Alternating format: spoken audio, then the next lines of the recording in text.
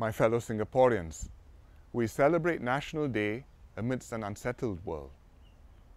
Europe and US face serious economic problems. Asia is doing better than other regions, but China and India are slowing down and tensions are simmering in the South China Sea. Against this backdrop, Singapore is doing quite well. Our economy grew 1.7% in the first half of 2012, and we are on track for 1.5 to 2.5% growth for the year. Internationally, Singapore's standing is high, whether with emerging countries like India and China, or advanced nations like the US. Domestically, we are clearing the backlog of applicants for HDB flats, building more MRT lines and upgrading our bus services. Our GST vouchers and U-Save rebates will help lower income households cope with inflation. Today, Singapore is a success story, but the world is not standing still. The next 2 decades will be very different. The emerging economies in Asia are advancing rapidly.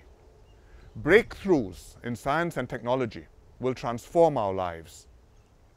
Singapore will encounter many new challenges and opportunities. We must ask ourselves some fundamental questions. What future do we see for Singapore? What kind of home do we want for our children? I believe all of us want to be proud to be Singaporeans and to live in a successful country that meets our aspirations. What does this mean? First, Singapore must always offer hope of a better future. We must always be a fair and just society which creates opportunities for all. A nurturing and open environment which gives every citizen the chance to pursue his dreams.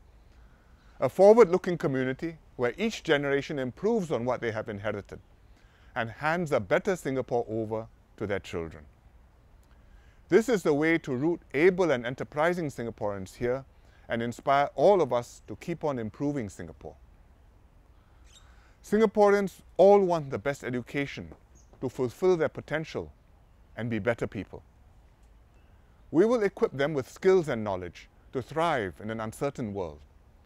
We must work with parents to bring their children to more equal starting points for primary school through good and affordable childcare and kindergartens. We will open up more pathways in our education system to fulfill the diverse aspirations of our young. Let us prepare every child for the test of life and not just a life of tests. Second, Singapore must be an inclusive society with a heart. We uphold meritocracy to motivate everyone to try their best, but individual achievement must be tempered with a mutual obligation. The successful ones have a duty to contribute back more to society. We need to treat one another with dignity and respect, and to share the fruits of success widely so that no Singaporean is left out. We have strived for such an inclusive Singapore for many years. Our home ownership program gives every citizen, rich or poor, a stake in our nation. Our universal and almost free education system equips every child with the tools to succeed in life. Our healthcare system provides every Singaporean with good quality and affordable care. But as new needs have emerged over time, we've enhanced our social safety nets. We introduced ComCare to help the needy and Workfare for low-income workers. Low and middle-income couples now get additional housing grants to buy HDB flats. In schools, opportunity funds enable less well-off students to participate fully in enrichment programs and study trips. This year's budget was a further major step. We introduced new programs. The Silver Housing Bonus is benefiting our aging population. Increased subsidies for home-based care are helping more families with elderly parents. These are not one-off gestures, but a carefully designed package which lays the basis for stronger safety nets for the future.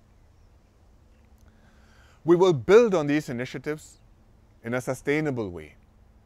The government will do more but it cannot do everything.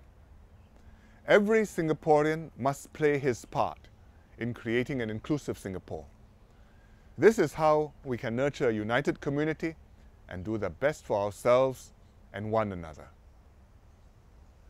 Third, Singapore must be a home that all of us love. We've built a unique home on our little island, striking a balance between preserving the old and embracing the new. Let's make it even better. A beautiful home with green spaces, blue skies and clear waters, just like here in Bishan-Ang Mo Kio Park. A cherished home where we build treasured memories and lifelong friendships. A safe home which we will defend. This feeling of belonging and identity is especially important for an open society in a globalized world. But it's also harder to nurture when we have new immigrants and foreign workers. We are managing the inflows to minimize the strains on our infrastructure and society. But Singaporeans must remain confident and open and welcome those who will strengthen our team and help us and our children do better. For their part, new immigrants must make the effort to integrate into our community. They must acquire our social values, our cultural values, adopt our social norms, and commit their loyalty and love to Singapore. Even as we keep our society open to immigrants, we will bring up our own next generation. Singaporeans do want to grow their own families. Many couples do wish to have children. And we will do more to support their family life and parenthood. I'm happy that we expect more dragon babies this year, but our fertility trend is still declining. We must go beyond the Chinese zodiac and tackle the underlying causes of our low birth rates. If we can create more supportive social attitudes and work environments and lighten the burdens of parenthood, we'll help couples to have more kids. Beyond specific issues like immigration and procreation, we need to review our policies more broadly, particularly social and education policies. To still be a shining red dot 20 years from now, we must rethink our approaches and reinvent ourselves. We must anticipate changes and prepare for what lies ahead. Singaporeans will remain at the heart of all that we do as we update our policies to best serve our people. Core values such as meritocracy, multiracialism, and financial prudence cannot change. But within these broad principles, we should review what needs to change and where we should act more boldly. I have asked Minister Heng Swee Keat to chair a committee of younger ministers to take a fresh look at what we are doing. We will engage Singaporeans in this review and build a broad consensus on the way forward. I ask for your support in this exercise. Singapore is our shared home. What Singapore becomes depends on what we make of it. With our resources, our resolve, and our imagination, Singapore is well placed to thrive in a changing world. Let us all work together so that our children can always find here hope of a better future, an inclusive society with a heart, and the best home for ourselves and our families. Happy National Day.